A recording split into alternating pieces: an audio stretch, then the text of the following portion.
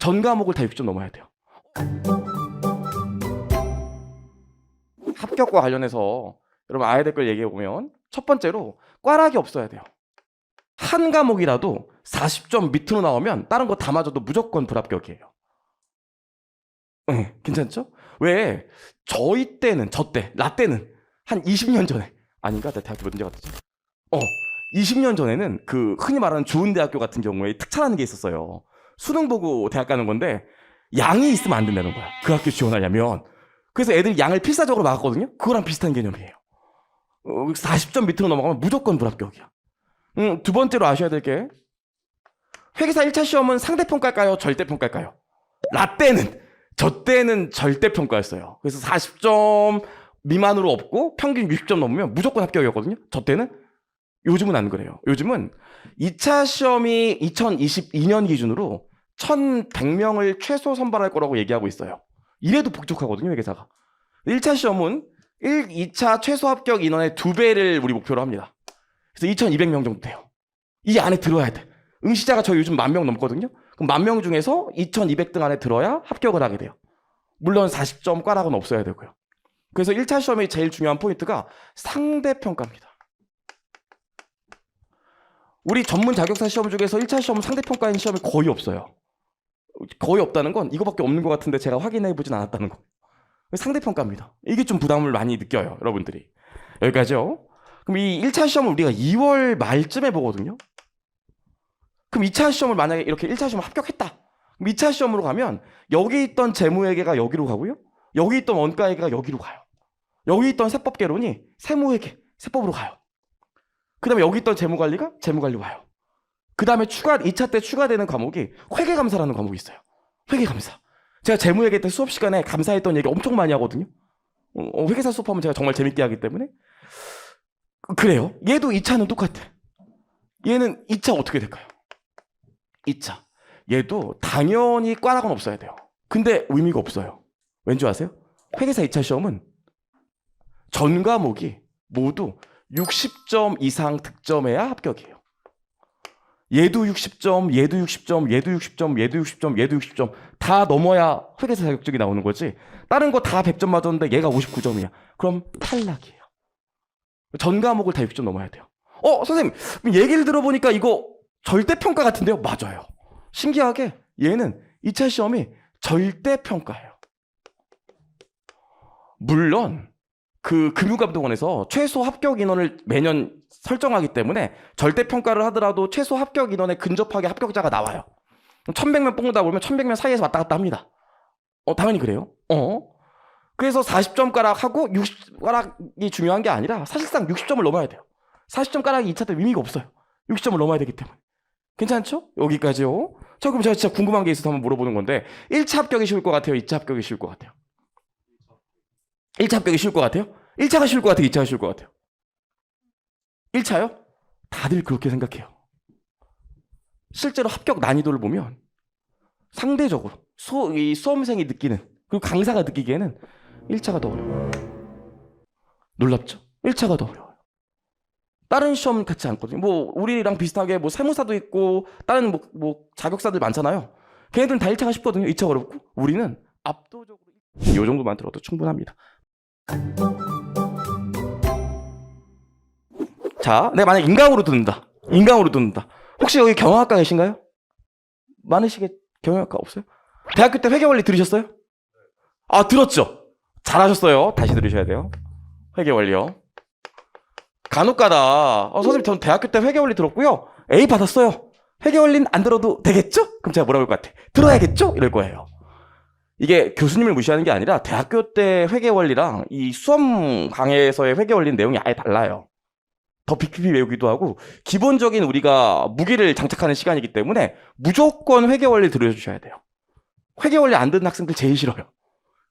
결국 내가 오래 공부했는데도 막히는 부분이 있거나 실수하는 부분이 이걸 등한시하는 부분이 굉장히 많아요. 이게 제일 중요합니다. 여기부터 시작을 해요. 저는 재무회계 강사거든요.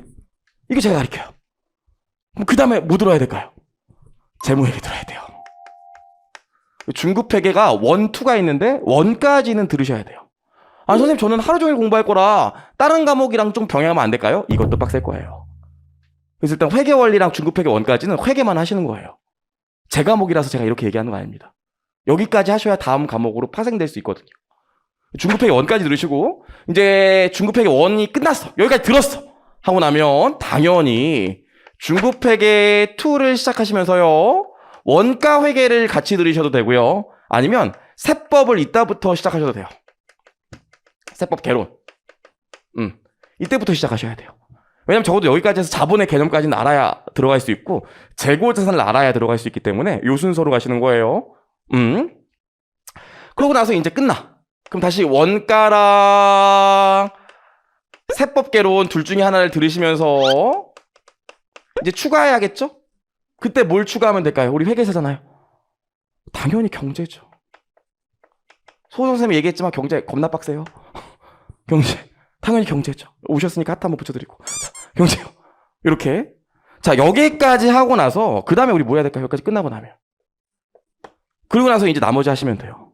경영. 일반 경영이죠. 경영학. 재무관리. 상법이요. 그럼 또 이런 거 물어보시더라고요. 선생님, 그럼 요거 끝나고 요거하고, 요거 끝나고 요거하고, 요거 끝나고 요거 하면, 요거 할 때는 다른 과목 안 하나요? 그럼 의미가 없어요. 휘발성이 있기 때문에 이거 들으시면서도 끝난 과목들은 하루에 30분 혹은 1시간이라도 복습을 하시면서 계속 진행을 하셔야지. 그렇죠? 이거 이렇게 하시면 안 돼요? 그럼 왜 이렇게 하냐면 여기까지는 양이 많다고요. 양이 많고 여기까지도 양이 많아요. 끝날 때까지는 양이 많아요. 그래서 이렇게 얘를 뒤로 뺀 거지 얘네가 안 중요해서는 아니에요. 얘는 상대적으로 양이 적고 이해하는데 시간이 적게 걸리기 때문에 이렇게 가면서 여기 복습하면서 여기까지 같이 들으시면 그러면 시간이 맞으실 거예요. 물론 이것도 한 번에 세 과목을 같이 들으라는 소리는 아니에요. 그렇죠? 이렇게 진행할 거고요. 하나 더 저한테 많이 물어보는 게 선생님 학원별로 입문 강의가 있고요. 그 다음에 기본 강의가 있는데 꼭 이거 듣고 들어야 돼요? 추천드립니다. 당연히 회계 원리는 필수예요. 필수. 선택이 아니라. 그래서 입문 강의 들으시고 기본 강의 들으시면 되고요. 기본 강의 듣고 나면 많이 갈린다고요. 선생님 심화 강의가 있는데 이거 심화 필수예요? 꼭 필수는 아니에요. 자꾸 이게 마치 이게 말이 앞에 달리듯이 기본 막 끝나고 나면 다음 강의 듣고 다음 강의 듣고 다음 강의 듣고 이렇게만 하려고 그러는데 아니 이해가 돼야 될 거 아니에요. 받아들이지도 못했는데 다음 강의 간다고 이해가 돼요? 그래서 내가 기본 강의를 듣고 기본 그 서에 있는 내용을 내가 그래도 어느 정도는 좀 얘기할 수 있어. 어느 정도는 익숙해. 그럼 넘어가시는 거고. 나는 사실 기본 강의 들었는데 아직 좀 부족해. 이제 인도인이랑 쪽지 시험도 보고 그럴 건데 심장이 콩닥콩닥해. 그런 경우엔 필수 아니에요. 복습하시면 돼요. 혼자 이래도 하시는 거죠. 그래서 학생들이 저한테 심화만 물어보면 야 내가 볼 때 너는 심화보다 그냥 한번 복습을 해보는 게 더 중요할 것 같아. 얘기를 하거든요. 물론 이 심화 강의에서 2차 시험에 있는 문제들을 다루긴 하지만 괜찮습니다. 하시면 되고요. 요거 끝나고 나면 우리 뭐예요? 객관식 있어요. 인강 목적으로 보시면 이 순서로 들으시면 되는 거예요. 객관식. 그리고 뭐 있습니까? 파이널 강의 있어요. 이거 저희는 진짜 거의 뭐 진짜 이번에 시험 뭐 나올지 막 찍고 그러거든요. 제가 잘 맞춥니다. 제가. 요 순서로 들으시면 되고 요건 시험 임박해서 듣는 거고 여기까지 들으시면 돼요. 물론 내가 인강 들으시면서 여기까지 듣고 시간이 좀 남았다. 아 그러면 2차 강의도 같이 들어도 되겠죠. 하지만 뭐 2차 강의 중에 동차 강의도 있고 유예 강의도 있고 한데 제 생각에 기본 강의 수준에서는 요 정도만 들어도 충분합니다. 만약 2차까지 대비하고 싶다면. 요 순서로 들어가시면 돼요. 근데 나는 아직 좀 버겁다 하시는 분은 이건 필수는 아니고 괜찮을까요? 여기까지 첫 번째 질문 받고요. 굉장히 어려운 문제는 1차에 사실 잘 안 나와요.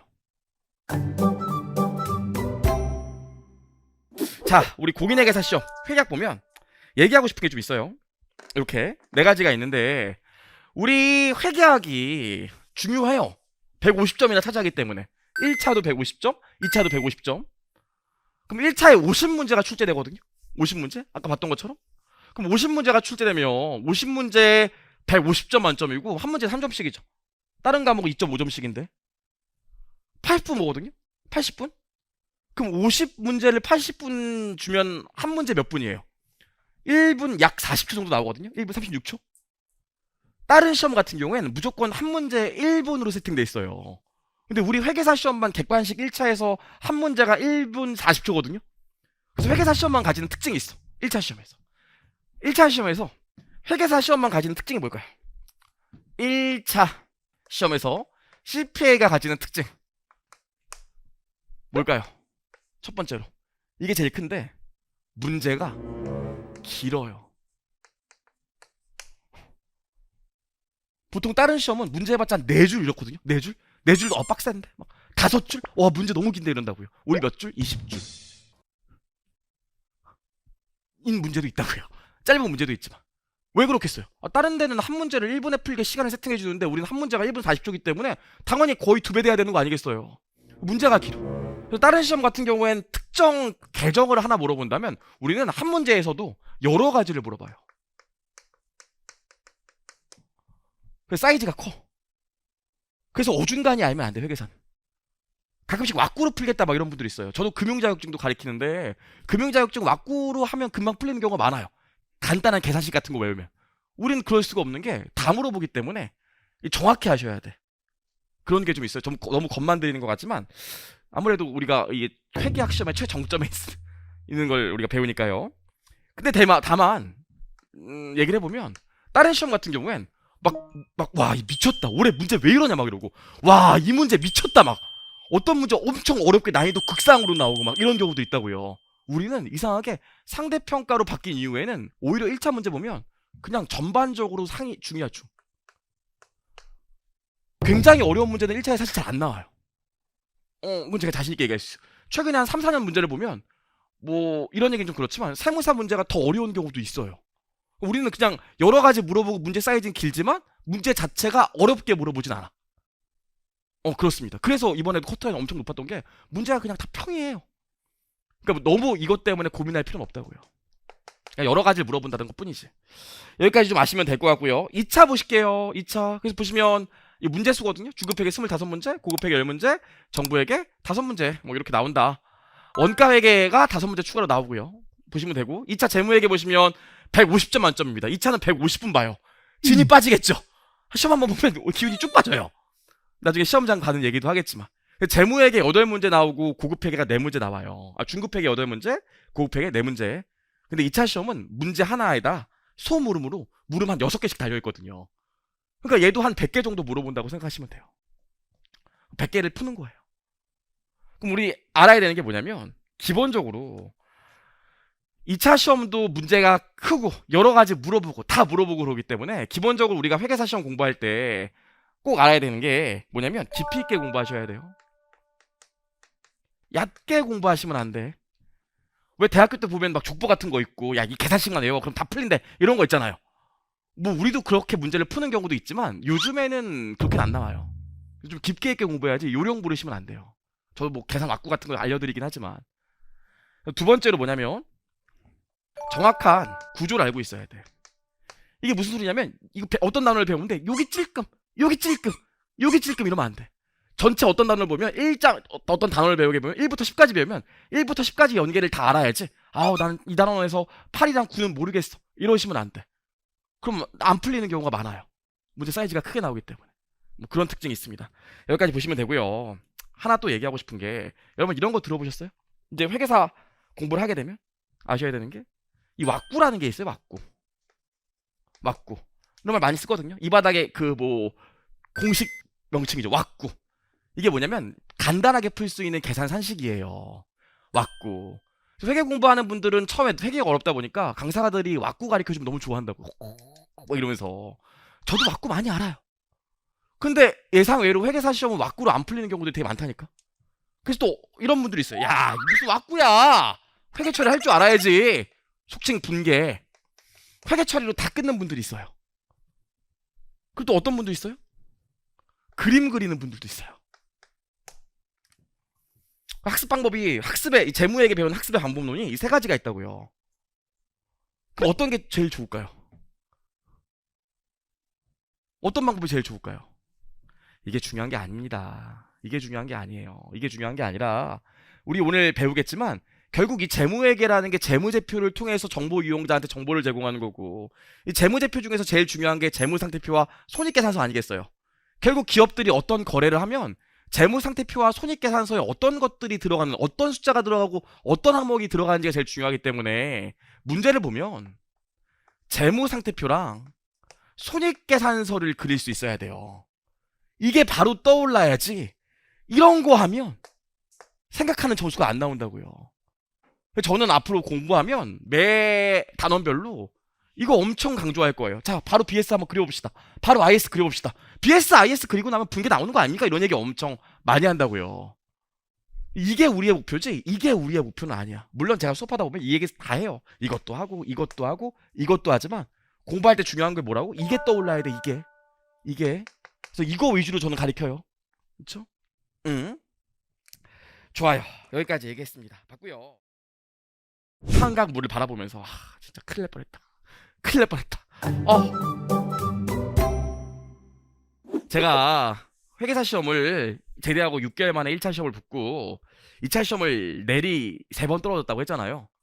뭐 제가 공부를 못했던 건 아닌데 내리 3번 떨어지고 4번째였어요. 근데 2차 시험 발표 날 제가 항상 어디 가 있었냐면 저희 건대 가면 어린이 대공원 있잖아요. 그 어린이 대공원에 아침부터 가 있었다고. 왜냐면 집에 있으면 엄마가 나를 말려 죽일 것 같으니까 그냥 어린이 대공원 가서 하루 종일 동물 보고 앉아 있는 거예요. 발표 날 때까지. 그럼 이렇게 발표 양 보고 있으면 내가 차라리 저 양이었으면 좋겠다 막 그러고 그러다가 4시에 보통 회계사 시험 발표가 나거든요. 근데 나는 사전 면접을 봤기 때문에 회계법인에서 4시 전에 전화가 와. 근데 전화가 안 오는 거야. 전화만 들고 있는데. 근데 4시 넘어가서 4시 10분, 20분쯤 되면 같이 공부했던 친구한테 문자가 와요. 윤도나 미안해. 난 붙었어. 이렇게. 하나도 안 미안하면서. 뭐 그렇다고요. 그걸 3번 정도 겪고 나니까 또 마지막 4번째 시험 보고 이제 4번째 시험 발표 기다릴 때는 또 건대 어린이 대공원 가 있으면 또 떨어질 것 같더라고요. 제가 그래서 어디 있었냐면 신촌에 있었어요. 신촌 CGV 구 아트레온 거기 있었는데 엄마한테 전화를 했다고. 차마 내가 시간을 못 버티겠으니까 3시 반에 시작하는 영화를 딱 끊었어요. 엄마한테 전화했어. 엄마 나 지금 영화 보러 들어가. 엄마가 보고 4시에 합격자 발표가 나니까 합격했으면 문자해. 내가 진동을 해놓을게. 대신 떨어졌으면 연락하지 마. 한강 가서 빠져 죽을 거니까 그랬다고. 근데 엄마가 옛날에는 제가 이런 얘기하면 얘 새끼 무슨 떨어졌다고 죽어 이 새끼야. 그냥 빨리 집에 들어와. 떨어질 수도 있지. 그랬는데 엄마도 이제 시험 4번째니까 지쳤나 봐. 엄마 단문이 뭐로 왔냐면 그래 알았어 이렇게 왔어. 너와의 인연은 여기까지구나 이렇게 왔다고요. 그래서 영화를 보러 들어갔어요.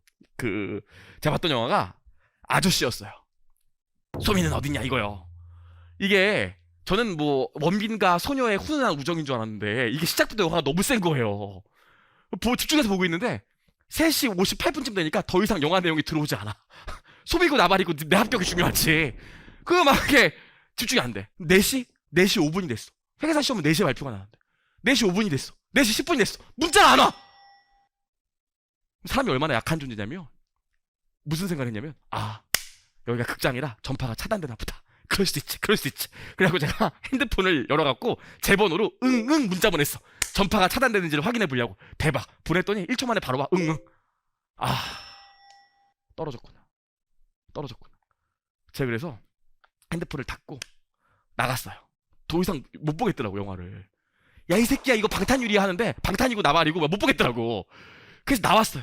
그래서 화장실에 가서 손을 딱 씻으면서 거울을 보는데 나도 모르게 눈물이 쭉 나는 거예요. 이제 완전히 끝난 거지. 왜냐면 제가 그 해에 안 붙었으면 드디어 앞에 이제 3자가 붙어. 더 이상 공부를 못 하겠더라고. 제가 그래갖고 내려왔어요. 담배를 잘 피지도 않고 좋아하지도 않는데 담배를 한 갑 샀어. 담배를 입에 물고 서강대 학교 쪽으로 걸어갔다고요. 제가 그때 당시에 그쪽 지리를 잘 모를 때라 서강대교 왠지 가까울 것 같아서 서강대교에서 빠져 죽으려고 서강대 쪽으로 걸어가고 있었다고. 그랬더니 걸어가고 있는데 저랑 같이 공부하다가 1년 먼저 붙은 친구한테 전화가 왔어. 띠리링 핸드폰으로. 안 받으려고 했는데 받았어요. 여보세요? 받았더니 야 윤도나 나야. 알아 너야. 왜? 야 잘 있냐? 발표 나는데 어떻게 잘 있겠어요? 그냥 왜 그랬어. 근데 걔가 아주 무심한 말투로 야 내가 회계법인 인사과에 물어봤더니 너 붙었더라 축하해 하고 딱 끊더라고요. 붙었던 거죠. 그 해만 발표가 20분 늦게 났어요. 딱 그 전화를 받았을 때가 서강대학교 정문이었거든요. 난 성대 나왔는데 서강대학교 정문에서 설퍼덕 주저앉았어. 갑자기 다리에 힘이 풀려갖고. 그래갖고 바로 엄마한테 전화했죠. 엄마 고생했으니까. 엄마한테 전화했는데 아빠가 받더라고. 나 엄마 더 좋은데 아빠가 받더라고. 아빠가 받더니 그때 이제 금융감독원 홈페이지에도 올라갔나봐. 아빠가 봤더니 야 윤도나 너 붙었어. 아빠 나 붙었어. 그랬더니 뒤에서 엄마 윤돈이 붙었다 막 이러고 있더라고요. 아빠가 야 윤돈아 딴 데 가지 말고 빨리 집으로 와. 아빠 갈게. 전화를 끊고 버스를 탔어요. 집에 가려고. 버스를 탔더니 그 버스가 서강대교를 지나가더라고요. 그 서강대교에서 그 한강 물을 바라보면서 진짜 큰일 날 뻔했다. 큰일 날 뻔했다. 빠져 죽을 뻔했네. 이렇게 가는데 제가 사전 면접을 원래 보는데 그 해만 회계법인들이 사전 면접을 안 봤어요. 갑자기 또 모르는 번호로 전화가 온 거야. 받았어요. 제가 그 전까지는 회계사 신분이 아닐 때 대형 회계법인에서 면접을 봤기 때문에 그쪽에서 전화를 걸면 정인돈 씨 되시죠? 여기 뭐 3일 회계법인이에요. 면접 보실 거죠? 이랬다고요. 근데 그 해만 합격자 신분으로 전화를 받은 거지. 그랬더니 정인돈 선생님 되시죠? 선생님 저희 3일 회계법인인데 면접 한번 보셔야죠. 호칭이 바뀐 거죠. C에서 선생님으로. 네 봐야죠 하고 전화를 딱 끊었어요. 집에 돌아가는데 진짜 그때의 감동을 아직도 잊을 수가 없어요. 그쵸? 여러분 이제 진짜 이제 우리 회계사 공부를 시작하시면 요즘 이제 하시기로 하셨다면 지금부터 시작인데 뭐 여러분한테 어떤 결과가 기다리고 있을지 모르겠지만 좋은 결과가 나와서 같이 여러분도 선생님 소리 들으면서 그쵸? 이렇게 모두가 기뻐할 수 있는 결과를 만들 수 있도록 저도 노력할 테니까 여러분도 열심히 해주셔야 돼요. 열심히 해야 붙을 수 있는 시험이에요. 대충은 없어요. 아시겠죠? 그거만 꼭 지켜주시면 돼요. 회계사 직업의 가장 큰 장점은 뭘까요? 단점은 뭘까요? 회계사 직업의 가장 큰 장점은 뭘까요? 뭐 때문에 관심이 있어서 오셨어요? 회계사의 장점은 뭘까요? 그런 생각 아직 안 해보셨어요? 회계사의 장점? 여러분들 뭐 연봉이 높다 이런 생각도 하실 수 있을 것 같아요. 연봉 마저 높아요. 보통 요즘에는 그 급여가 많이 올라서 3년 차 정도 되면 1억 원 무조건 다 맞춰주는 분위기더라고요.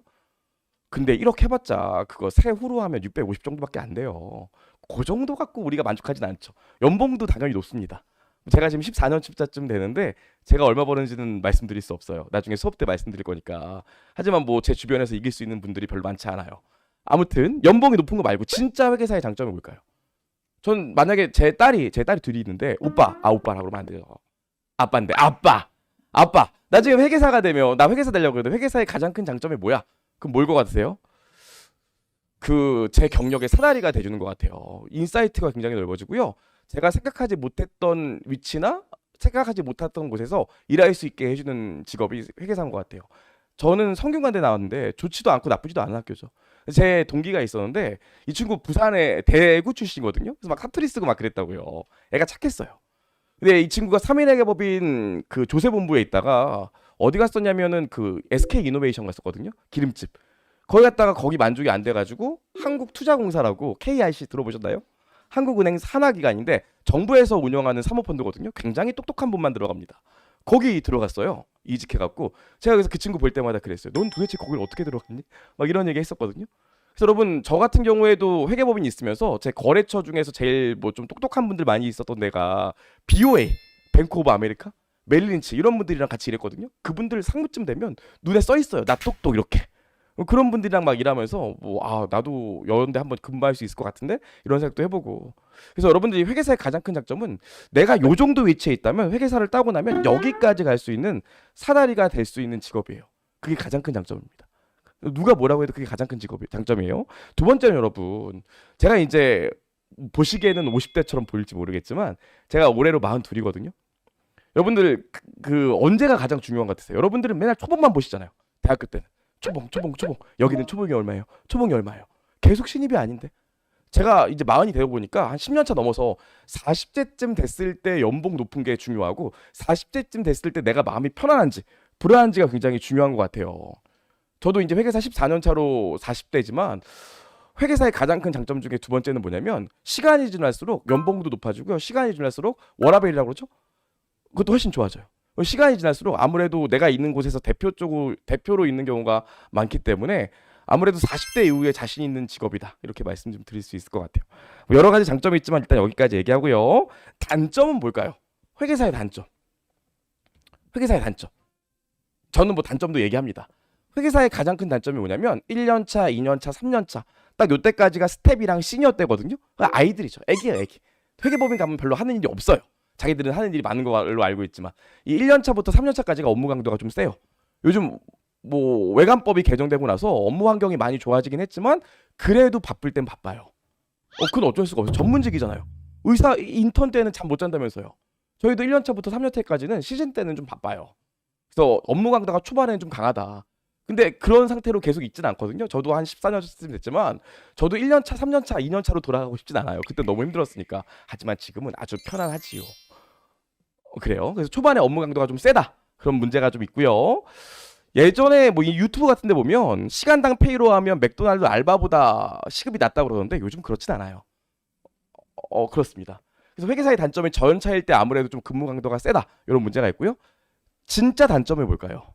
그거 외의 단점이 뭘까요? 대기가 어려워요. 그게 단점이에요. 대기가 어려워요. 대기가. 그래서 여러분 우리 그 정도 해야 합격해요. 아시겠죠? 작년 이맘때 1월 반으로 제 회계원리 수업부터 들었던 친구가 있거든요. 근데 작년에 코로나 때문에 시험이 원래 5월인데 8월로 연기된 거예요. 그래서 이 1월에 회계원리 들었던 친구가 5월이면 시험을 못 봤을 텐데 8월로 연기돼가지고 시험을 한번 도전해 보겠다고 하더라고요. 시험 접수했다고 그러더라고요. 제가 그래서 과연 이게 될까 싶었는데 와 1월 1일 날 회계원리 시작, 그러니까 1월 1일부터 개강해서 회계원리 시작했는데 8월에 1차 시험 붙었어요. 고득점으로. 제가 진짜 좋아하는 친구거든요. 지금 2차 시험까지 봤어요. 제가 그 친구 왠가 어쩌면 동차할 수도 있다는 생각이 되게 잘해주고 있거든요. 너 동차하면 나한테 회계원리 들어서 너 지금 진짜로 거의 한 10개월 만에 붙는 거야? 막 광고하자 막 이러고 그랬거든요. 그런 친구가 있다고요. 근데 그 친구가 제가 대단한 게 몇 가지가 있었는데, 두 가지가 있었는데 전출했거든요. 수업 시간에 존 적도 없어. 결석한 적도 없고 지각한 적도 없어. 전출했어요. 회계원리부터 2차 동차 강의까지 거의 한 10개월을. 근데 제가 언제 한번 밥 먹을 기회가 있어서 물어봤다고요. 댁이 어디 되세요? 그랬더니 인천 산다는 거예요. 아니 인천이 나쁘다는 게 아니라 저희 학원이 강남이잖아요. 그럼 인천이면 진짜 멀잖아요. 제가 그래서 어떻게 출퇴근하냐고 했더니 버스 타고 출퇴근한대요. 와 그럼 너 뭐 너무 멀지 않냐고 했더니 왔다 갔다 하는데 1시간 반 어쩌면 2시간 걸린다는 거예요. 근데 충격적인 게 아침에는 아싸리 일찍 나오면 되니까 버스에서 앉아서 온대. 그럼 자고 오면 되니까 괜찮대. 근데 갈 때는 이 집에 갈 때쯤 되면 공부하고 밤 10시 넘어서 집에 가더라도 이 버스에 사람이 많기 때문에 서서 간다는 거예요. 1시간 반을 서서 간대. 저 같으면 그럼 안 나올 것 같은데 근데 다 나온 거예요. 와 제가 그 얘기 듣고 진짜 제 걔 사인 사비로 뭐 여기 강남역에 뭐 자취방이라도 하나 얻어주고 싶더라고요. 실제로 얻어주진 않았지만 대단하더라고요. 그 정도 열이 있어야 된다고요. 더 충격적인 건 제가 2차 때 동차 강의 하는데 다들 너무 고생하니까 제가 동차생들 다 모아서 고깃집에서 고기 한번 샀다고요.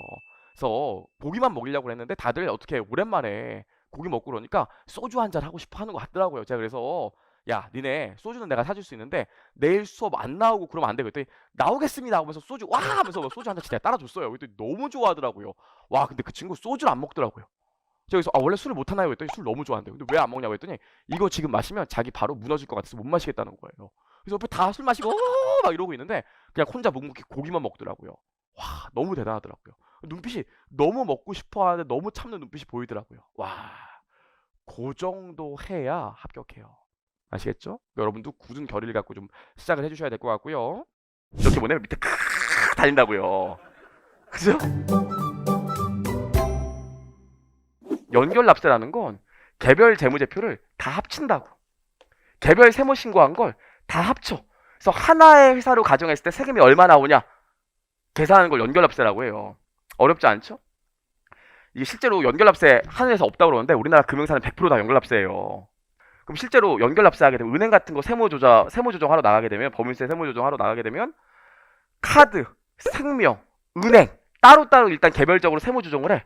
그리고 요거 다 하고 나면 마지막에 지주하는 팀이 지주하러 나간다고. 그럼 지주의 텍스팀이 나가면 여기 세무조정한 걸 다 올려. 그럼 나는 지주 세무조정해. 그래서 이걸 다 합친다고. 다 합쳐서 계산해봐. 그럼 여기 있는 애들이 지주 담당하는 회계사가 이제 세무사가 나가게 되면 계속 카톡 와. 됐음? 계산했음? 계속 물어본다고요. 그럼 제가 하나 금융지주 할 때 뭐라고 했냐면 기다려 그랬다고. 아직 안 했어. 기다려 그런다고요. 그럼 계산을 해. 다들 뭐 기다리고 있는 거야? 반납하는 건지 자기 계산하는 건지 기다리고 있다고요. 자기 계산하면 나도 계산해야 되지만 반납하는 거면 나도 반납이기 때문에 일이 금방 끝난다고요. 이제 계산했더니 반납이 더 작아. 그럼 제가 카톡을 쓴다고요. 반납 크크 이렇게 보내면 밑에 크크 달린다고요. 그죠? 수고하셨습니다 쭉 달려요. 보통 동기라고. 여러분 그 웃긴 게 보통 회계법인이나 세무법인 가면 조직이 나이가 어리기 때문에 다 나이 연배가 비슷해요. 다 친구기 때문에 막 한다고요. 그러다가 제가 점심 먹고 왔더니 자료 하나가 또 나왔어. 새로 추가될 자료래. 그거 넣었더니 어머 이럴 수가. 자기 계산이 더 작네.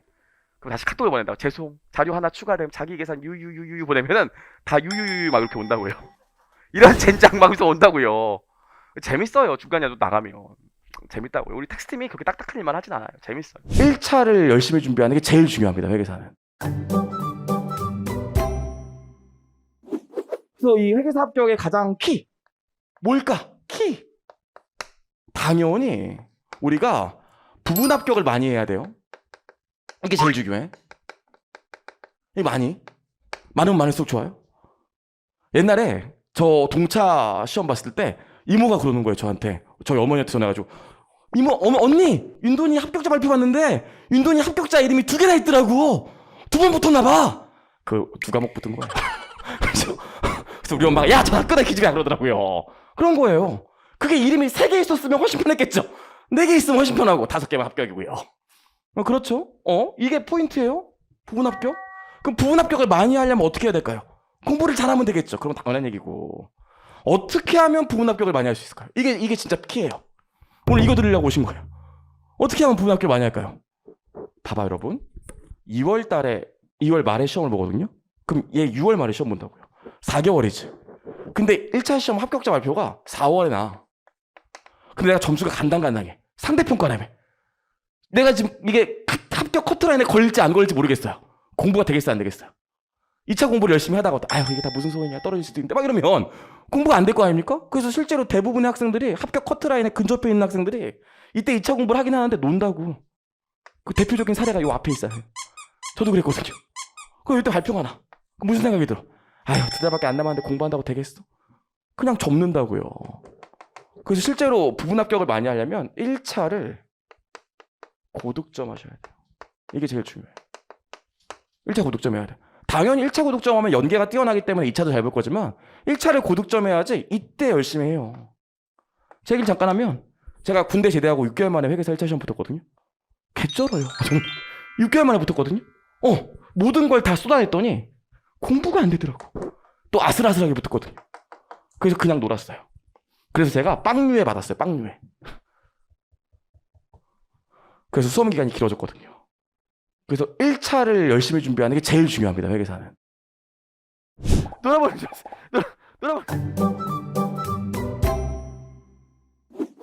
이 회계사나 세무사 되시면 나중에 개업하시고 그러면 차는 기본적으로 다 좋은 걸 타요. 좋은 걸 안 탈 수가 좀 없어. 아무래도 영업도 하고 다녀야 되는데 뭐 엄청 능력 있는 척 잘 나가는 척 했는데 갈 때 막 마티즈 타고 가면 안 된다고요. 어차피 리스 다 하고 경비 떨고 그러기 때문에 이왕이면 뭐 타요. 저번에도 얘기했지만 벤츠 E클래스 같은 경우에는 1,000만 원 보증금 내고 한 달에 한 120 정도밖에 안 돼요. 그 뭐 세금 감면 혜택도 다 있고 하기 때문에 뭐 그 정도는 최소한 다 타더라고요. 학원 강사 하시는 분들도 다 타요. 뭐 당연 벌이가 되니까 타는 거겠지만 여러분 나중에 그래서 다 타는데 뭐 별로 비싸지도 않고 요즘에는 사실 요즘에는 국산차 제네시스 이런 게 더 비싸다면서요. 그렇다고요. 근데 제가 옛날에 재작년에 제 차가 제네시스 9형이었는데 재정학 가르치는 호성이 형이 그 렉서스를 새로 샀었어요. 재작년에 재작년인가 샀었다고요. 근데 집 가는 방향이 같아갖고 제가 이사하기 전까지는 집 방향이 같아갖고 저를 여기서 저기 일산까지 태워다 준 적이 있어요. 이제 렉서스를 새로 차를 바꾸고 나서 태워줬다고요. 그래서 우와 형 차 너무 좋네요. 막 그랬다고요. 재작년이구나. 근데 여기서 일산까지 가는데 차 막히면 한 1시간 반 걸리거든요. 퇴근 시간에는. 근데 그 형이 1시간 반 동안 왜 렉서스이어야 하는가? 렉서스의 장점을 1시간 반 동안 얘기하더라고. 돌아버리죠. 돌아버려. 그래, 그래. 그래갖고 저도 차 바꿀 때 어쩔 수 없이 그 형 따라서 이제 렉서스 매장 구경 갔다 거기서 샀거든요. 저는 다른 거 샀는데 그래요. 근데 막 타보니까 처음에 그 형 차 탔을 때 차 조용하고 좋더라고. 그랬어요. 근데 어느 날 호성 형이 저한테 오더니 그러는 거예요. 아 인도나 나 내 차 너무 지겨운데 네 차 타보니까 좋더라. 네 차랑 내 차랑 바꿀래? 그런다고요. 지금 그런 상황의 회계처리를 지금부터 시작해 보려고 해요. 그렇죠? 네 차랑 내 차랑 바꿀래? 이런 상황이라고요. 그럼 교환 취득은 뭐냐면 내가 돈을 주는 게 아니라 내가 갖고 있는 자산이랑 상대방이 갖고 있는 자산이랑 교환하는 경우에요. 이 정도에도 취득 원가는 기록해야 될 거 아닙니까? 그럼 교환 취득 같은 경우에 대분류가 있어요. 대분류가. 여러분 이게 회계예요. 이게. 빌 게이츠가 앞으로 30년 후에 한국에 대기업이 남아있다면 이 회사만 남아있을 것 같다. 이런 얘기를 했대. 그리고 얼마 전에 소지섭 씨가 광고했대. 이때 당시에 소지섭 씨가 슈퍼스타였거든요. 광고했대. 나 이 회사 주식 한번 몰빵해 보려고 그러는데 어때? 이렇게 물어봤다고요. 제 평소 같으면 너 알아서 해. 또 잃겠지 뭐. 이러고 넘어갈 건데 그날따라 그 친구가 너무 초라해 보이더라고. 제가 그래서 그 회사의 회계 정보를 봤어요. 회계 원리는 들었다는 가정하에 할게요. 그래서 그 회사에 손익계산서를 봤다 처음에. 손익계산서를. 그랬더니 매출. 매출이 뭐죠? 물건 팔아서 번 돈이잖아요. 매출이 1조가 나왔더라고요. 우리나라에서 매출이 1조 넘는 회사가 많지가 않아요. 제가 그래서 와 대박 쩌는데 이랬다고요. 근데 이상해. 재무상태표를 봤어요. 재무상태표를 봤더니 차입금이 0.9조 있더라고. 빌린 돈이. 물론 숫자는 제가 좀 드라마틱하게 보여주기 위해서 좀 오버했어요. 0.9조. 아니 매출 1조인데 빚이 9천억이나 있다는 게 말이 돼요? 이 회사 주식 사겠어 안 사겠어요? 그치 뭔가 좀 이상하지? 저기서 아니 뭐야 이거 봤더니 세상에 이자 비용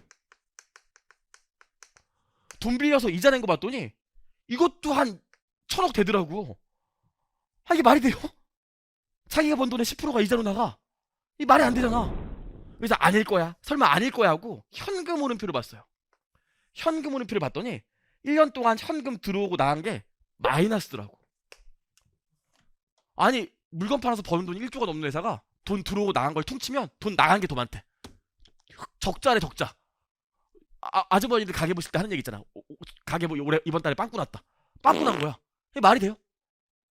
제가 여기까지 딱 보고 그 친구한테 핸드폰 딱 덮었어. 그 친구한테 야 동원아 여기 오늘 돼지고기 먹어서 술값이 한 15만 원 되는 것 같은데 네가 내 그랬어요. 그랬더니 동원이가 아 내가 왜 내니? 제가 그래서 뭐냐면 닥치고 네가 내. 그리고 그 회사 주식은 안 사는 거야. 약속 이랬다고요. 그래서 일단 걔가 냈어요. 그리고 제가 너무 걱정돼가지고 집에 가는 길에 다시 한번 전화했다고요. 너 그 회사 주식 사면 아주 나랑 끝나는 줄 알아 그랬다고요. 왜 주식을 안 샀어요? 그 회사가 어떤 회사인지 알아요? 그 유명한 모뉴엘이라는 회사였어요. 네이버에 모뉴엘 치면 연관 검색어로 회계부정, 모뉴엘 사태 이렇게 나와요. 이게 그 한 10몇 년 전에 있었던 요 사이 14년 사이에 있었던 가장 큰 회계부정 중에 하나였어요. 모뉴엘. 이 새끼들이 어떻게 사기를 쳤냐면 이 로봇 청소기 만들고 가전제품 만들던 회사였거든요. 근데 저기 동남아에 모뉴엘 주니어라는 회사를 차린 거야. 얘가 얘고 얘가 얘야. 근데 다른 사람들은 아무도 몰라. 얘가 얘고 얘가 얘인지. 그래서 어떻게 했어? 해외에 있는 이 회사한테 물건을 팔았다고. 내가 나한테 물건을 판매한 거예요. 내가 나한테 물건을 팔면 반납 없이 계속 팔면 되겠네. 그러니까 매출이 1조 나온 거예요. 실제로 나중에 여기 가봤더니 나중에 물건을 보낼 게 없으니까 박스에 벽돌 넣어서 보내고 막 그랬다고. 내가 나한테 물건을 파니까. 그러니까 매출이 1조겠지. 근데 봐봐. 내가 나한테 파는데 돈 줄 수 있어 없어요?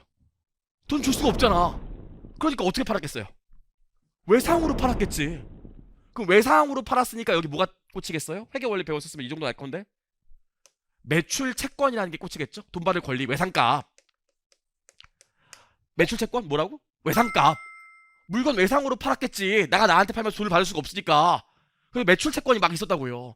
그래서 여기 매출 채권을 모니에 보면 여기 매출 채권이 거의 1조 있었다고. 거의 1조. 왜냐면 다 외상으로 팔았으니까.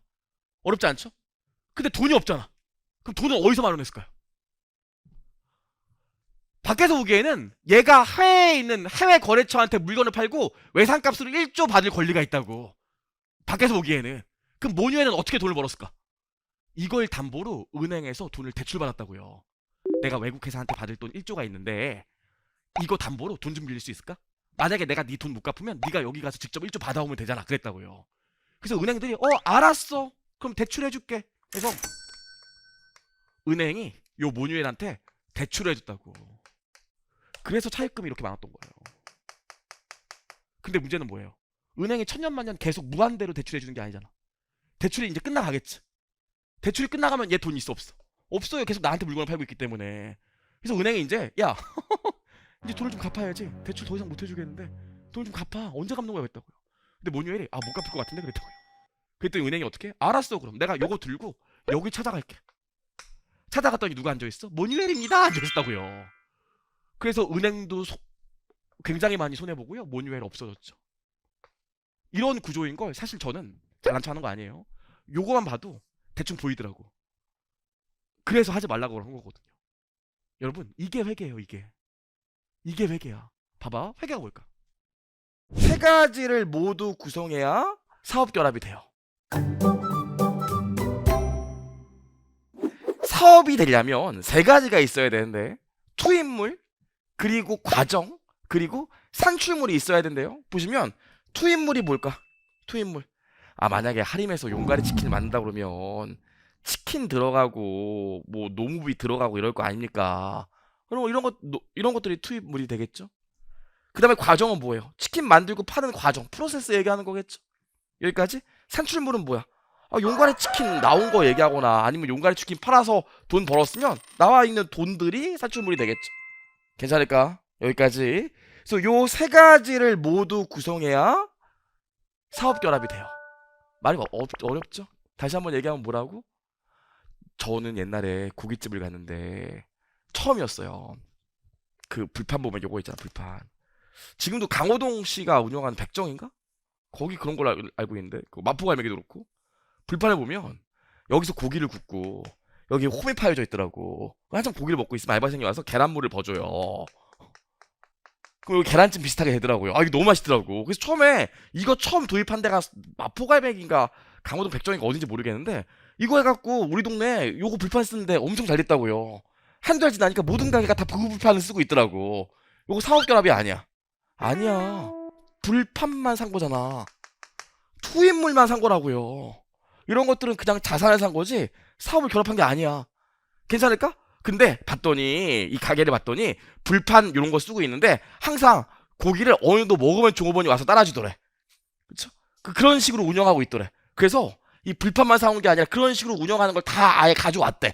그럼 뭐가 된다고? 사업 결합이 된다고요. 이해할 수 있겠어요? 다시 한번 얘기하지만 학원으로 얘기하면 윤돈이만 데려가면 자산 취득, 사업 결합이 아니야. 하지만 윤돈이를 데려가면서 이 해커스 경의 회계사 운영 커리큘럼을 다 가져갔대. 똑같이 운영한대. 그럼 요가 뭐가 된다고? 사업 결합이 된다고요. 이해할 수 있을까요? 무슨 얘기인지? 중요한 얘기야. 수강 신청할 수 있게 해주세요. 막 울고불고 난리도 아니었어요. 네 번째죠. 학기 병행 시 도움이 되는 대학교 수강 과목 추천해 주세요 그랬는데 여러분 우리 회계사랑 뭐 세무사 이런 거랑 가장 큰 차이가 뭐죠? 응시 자격 조건이 응시 조건이 있어요. 응시 조건 얘기를 안 했군요. 일단 토익은 700 넘으셔야 돼요. 토익이야 공부하시면 될 거고요. 학점을 이수해야 돼요. 학점에 필수적으로 들어가 있어요. 그래서 우리 회계세법 그 지금 라이브로 질문 답변 주시는 분들은 제가 좀 이따 한 번에 다 말씀드려 줄게요. 회계랑 세법 같은 경우에 다 합해서 우리 12학점 받으셔야 돼요. 그 다음에 경영 우리 몇 점 받아야 되죠? 경영 9학점. 그 다음에 경제 3학점. 이거 있어야 시험 볼 수 있어요. 플러스 알파로브 영어 700.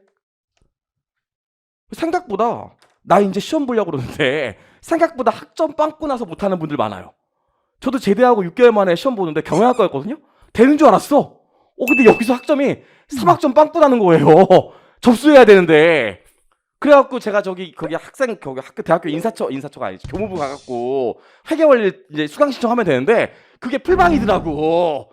제가 그래서 교수님 찾아가고 저 하나만 추가로 수강 신청할 수 있게 해주세요. 막 울고불고 난리도 아니었어요. 그래서 여러분들 이걸 미리 수강하시면 돼요. 뭐 도움이 되는 과목 회계원리 중급회계 세법개론이 도움이 되겠죠. 근데 그런 것보다 일단 이거 기본적으로 채우는 게 중요해요. 막상 생각보다 이거 관리 못해서 이거 못 채워서 시험 못 보는 분들 생각보다 많아요. 그렇죠? 보시면 될 것 같고요. 이런 말하면 좀 그렇지만 간지나고 돈 되는 거 다 한다 이렇게 생각하시면 돼요. 그럼 진로를 좀 얘기해 볼게요. 회계사 합격하면 진로가 어떻게 되는지. 여러분들이 회계사 시험에 합격하면 무조건 1000명 정도 합격한다고 하면 1000명 대부분이 학교가 아직 졸업하지 않은 분들을 제외하고는 대부분은 다 회계법인에 들어가게 돼요. 우리나라에 큰 회계법인이 4개 있어요. 삼일, 삼정, 안진, 한영 이렇게 4개를 빅펌이라고 합니다. 대부분 다 여기에 들어가게 되세요. 회계법인의 대기업 같은 곳이죠. 그럼 여기 회계법인에 들어가면 업무하는 분야가 크게 3가지가 있어요. 첫 번째로 뭐 하냐면 회계 감사를 해요. 옛날에는 여기가 인기가 없었는데 요즘은 인기가 엄청나게 높습니다. 법이 바뀌어서요. 그래서 연봉도 아마 이쪽이 제일 높고요. 이쪽의 일도 가시면 갑질을 할 수 있다고 하더라고요. 저 때만 하더라도 이 감사 나가면 고객분들 그 눈치도 보고 좀 그랬었는데 요즘에는 막 진짜 팍 던지고 이런다는 거예요. 저도 깜짝 놀랐어요. 뭐 왜 그런지는 나중에 차차 얘기하도록 하고요. 그 다음에 뭐 하냐면 재무자문부서가 있어요. 파스라고 하죠. 파이낸셜 어드베서리. 그 여기서 뭐 하냐면 여러분 흔히 알고 있는 기업 인수합병 있죠. 저도 옛날에 그런 업무를 했었는데 기업 인수합병 업무를 하던가 아니면 비상장 회사들 아직 유가증권 시장에 등록되어 있지 않은 회사들이 상장하는 업무도 저희가 합니다. 별의별 걸 다 해요. 그다음 마지막으로 뭐가 있냐면 텍스 업무가 있어요. 텍스하면 여러분 단순히 뭐 세금 신고한다 이렇게 생각하는데 회계법인은 아무래도 주요 거래처가 어딜까요? 우리 회계사가 있고 세무사가 있는데 회계사와 세무사의 가장 큰 차이가 뭐냐 이렇게 물어보시는 분들 꽤 있더라고요. 어떤 차이 있는지 아세요? 회계사는 주로 클라이언트, 고객사들이 대기업이 많아요. 중견기업, 중소기업이나 일반 개인들은 회계법인이 상대하지 않아요. 보통 세무사 하시는 분들이 회계감사를 개인들은 안 하실 테니까 개인이나 중소기업을 많이 하죠. 주로 저희는 고객사가 대기업이나 금융사, 외국계가 많기 때문에 그쪽에 세무 관련된 업무를 많이 해요. 그래서 국제조세, 예를 들어서 대기업이 저기 이라크에 회사를 하나 세운대요. 그럴 때 이슈가 되는 것들이 어떤 것들이 있는지 뭐 이런 것들 뭐 여러 가지 일들을 하게 됩니다. 그래서 여러 가지 일들을 하게 되고 회계법인을 보통 다 가게 된 다음에요. 회계법인에서 죽을 때까지 있을까요? 보통 그렇게는 잘 안 돼요. 왜냐하면 회계법인에 있다 보면 여러 가지 다양한 경로들이 생각나거든요. 회계법인에 계속 있게 되면요. 뭐가 될까요? 저 옛날에 회계법인 있을 때는 제가 모시던 분이 야 내가 파트너 되고 전무쯤 되니까 하늘에서 돈이 비처럼 쏟아져 내리더라 막 이러더라고요. 약간 허세가 있었던 것 같긴 하지만 회계법인의 꽃입니다. 임원, 파트너가 되는 경우도 있고요. 개업해서 로컬 회계법인, 중소형 회계법인을 차리거나 개인 사무실을 차리는 경우가 많죠. 저도 오산에서 제 개인 사무실을 갖고 있거든요. 저도 보기랑 다르게 대표입니다. 거기서 이게 대표로 제 사업을 하는 경우도 있고요. 대기업 가는 경우도 되게 많아요. 저 같은 경우에도 거래처를 아무래도 대기업으로 나가다 보면 그쪽 일을 많이 하게 되겠죠. 그럼 그쪽 회사 업무를 많이 알게 되기 때문에 오퍼가 들어오는 경우가 많아요. 정혜계사님 거기 있지 말고 그냥 우리 회사에 와주시면 안 돼요? 이런 경우가 생각보다 꽤 많습니다. 아직도 많고요. 대기업 가는 경우도 있고요. 요즘은 젊은 분들은 로스쿨도 많이 가요. 저희 팀에 있었던 분도 그 회계법인에서 3년 정도 근무하다가 고려대학교 로스쿨 갔다가 세종에서 근무하시고 있는데 그 이후에는 연락을 안 해봐서 모르겠어요. 근데 이거 말고도 굉장히 많은 진로들이 있어요. 그래서 회계사가 하는 일이 뭐냐 이러시면 이런 말 하면 좀 그렇지만 간지나고 돈 되는 거 다 한다 이렇게 생각하시면 돼요. 정말이에요. 속상하신 분들 많을 텐데 걱정하지 마시고 힘을 내고 우리 주제 넘은 얘기 딱 하나만 얘기하고 수업 시작할 건데 제가 2차 시험을 4번 봤어요. 2차 시험 4번 봤다고. 4차 했다고 4차. 우리 여기 선생님들 대부분 동차했기 때문에 4차의 아픔, 장수의 아픔을 몰라요. 저밖에 모릅니다. 훈협이 저것도 전국 7등하고 그래갖고 아픔을 몰라요. 언제 연습 동차해서 몰라요. 어머니 선생님 안 물어봤네. 아무튼 모른다고. 그쵸? 여러분들 그 오래 공부하면 진짜 힘든데 제일 힘든 게 뭡니까? 제일 제가 저번에도 한번 얘기했지만 이 오래 공부하고 한 3차쯤 되면 내 주변에 있는 친구들이 이제 슬슬 직장도 들어가 있거나 심지어 막 결혼한다는 얘기도 나와. 나는 아직도 지금 사실 얘기하면 학생 신분인데 막 미쳐버리거든요. 나만 그 자리에 있는 것 같고 친구들 막 결혼한다 그러면 진짜 막 한없이 작아지고 그래요. 저는 너무 마음이 힘들어갖고 4차 때 교회를 갔어. 너무 힘드니까 교회 모임도 한번 가봤어. 그때 거기 어떤 남자분이 그러는 거예요. 뭐 하시냐? 근데 장수생이다 이렇게 얘기하기 좀 창피해가지고 그냥 대학원 다닌다고 그랬어요. 그랬더니 나한테 바로 딱 뭐라고 그러지? 도피성인가? 이러더라고요. 이게 되게 힘들거든요. 거기다가 이 같이 공부를 이제 저도 한 3명이 같이 했어요. 근데 얘가 붙었어. 그 다음 연도에 얘가 붙었어. 마지막에 제가 붙었거든요. 그럼 얘는 벌써 이제 붙을 때쯤 됐으니까 얘는 이미 이제 회계사 같은 경우에 스텝이 끝나고 시니어가 된 거죠. 조그만 회사는 이제 필드 책임자, 인차지로 나갈 직급이 된 거예요. 나는 지금 신입으로 들어갈지 말지도 모르겠는데 그럼 나만 막 뒤처지는 것 같고 진짜 힘들다고요. 그게 제일 힘들어. 공부를 오래 하면 그게 제일 힘들다고요. 근데 저도 4차 했지만 1년 뭐해서 3년 이런 거 차이 나는 거 막상 시험 붙고 나서 몇 년 근무하면 아무것도 아니에요. 진짜 아무것도 아니야. 2, 3년 뭐 뒤처지고 이런 건 진짜 아무것도 아니야. 붙어서 그냥 하다 보면 롱텀으로 붙어서 다 똑같아져. 이런 얘기하면 또 재수없다고 하겠지만 제가 제일 많이 벌어요. 제가 뭐 그런 건 걱정 안 하셔도 되는데 공부할 때 너무 힘들다고요. 그래서 속상하신 분들 많을 텐데 그냥 똥말 봤다 생각하고 내년에 당연히 붙을 거니까 그냥 공부하시면 돼요. 그 마음이 좀 나 또 1년 뒤처지는구나. 내 친구들은 이렇게 되는데 괜찮아. 붙고 나면 한 2, 3년 지나면 다 따라잡아요. 걱정하지 마시고 힘을 내고 우리 한 번만 더 열심히 진행해 보도록 하겠습니다. 믿기 힘들겠지만 사실이에요. 뭐 노력 열심히 해라 이런 얘기는 그만하고 이거 하나만 얘기할게요. 하나만. 이 공부할 때 가장 중요한 덕목이 뭘까요? 수험생. 1년에 한 번 보는 시험을 보는 수험생들 가장 중요한 덕목이 뭘까요? 본인 생각할 때 뭐라고 생각하세요? 수험생의 덕목 가장 중요한 거. 이게 우직해야 돼, 우직해. 이게 멘탈이 갈 때 같으면 안 되거든요. 유리 멘탈이 잘 못 붙어요. 그냥 우직하게 하는 거예요. 왜냐면 이게 우리가 한 2000페이지 배우는데 배우다 보면 분명히 어려웠고 이해가 안 되는 단어는 있다고요. 근데 난 뭔 소리인지 모르겠어. 여기는 어딘가 막 이러고 있는데 앞에서 막 끄떡끄떡해. 대답하면 답하고 시험 끝나고 퀴즈 봤더니 막 다 맞아요. 앞에 있는 애가 2회 차일 수도 있잖아요. 3회 차일 수도 있고. 그쵸? 그런 거 생각하지 마시고 그냥 내 페이스대로 가면 돼요. 제가 아무리 잘 가르쳐도 또 다른 어떤 1타 선생님한테 수업을 들어도 저도 1타지만 무슨 얘기를 하고 싶냐면 중급회계 기본 강의를 처음 듣고 60%까지 이해하면 엄청 잘한 거예요. 믿기 힘들겠지만 사실이에요. 그럼 그 다음 과정 객관식 가서 나머지 80% 이해하고 마지막에 문자 복습하고 최종 정리하면서 100%까지 가는 거지 처음 듣고 100% 이해하는 사람 없어요. 그건 서울대생도 마찬가지예요. 정말로. 그러니까 여러분 내가 수업 듣는데 절반은 뭐 이해 못한 것 같아. 괜찮아요. 그런 걸 몇 번 반복하면 이해가 돼요. 근데 이게 멘탈이 흔들리고 마음이 약하니까 하다가 안 될 것 같으니까 자꾸 나간다고요. 그러면 안 돼요. 진짜로. 여기는 그래도 학생분들이 착하고 똑똑하시고 하니까 괜찮은데 공무원 학생분들은 그분도 착하죠. 그분도 착해요. 그분 똑똑한데 그분들 이런 분들 많아요. 그 강사실 가면 거기는 여기랑 다르게 막 많은데 갑자기 쉬는 시간 찾아와. 상담 좀 한대요. 앉으세요. 왜요? 선생님 회계가 너무 어려워요 하면서 막 문다고요. 여기 선생님들 있는데 만약에 학생이 와갖고 강사실 막 물어봐요. 옆에 훈협이 호성이 형이 있는데 막 물어봐. 회계 너무 어려워요 그러면 그럼 나가면 호성이 형이랑 훈협이가 그런다고요. 너 얼마나 수업을 못 가르치길래 막 저러냐 막 그런다고요. 되게 창피해요. 공무원에서 가끔씩 매년 그런 일들이 있다고요. 근데 그 중에 절반은 며칠 있다 안 나오기 시작해요. 근데 그 중에 절반은 그냥 무직하게 꾸역꾸역 한다고. 그럼 한 시험 일주일 정도 남으면 그래요. 선생님 이제 좀 할 수 있을 것 같아요 그런다고요. 그리고 실제 합격하고 안 찾아오고 막 그래요. 자식이 말이야. 그런다고요.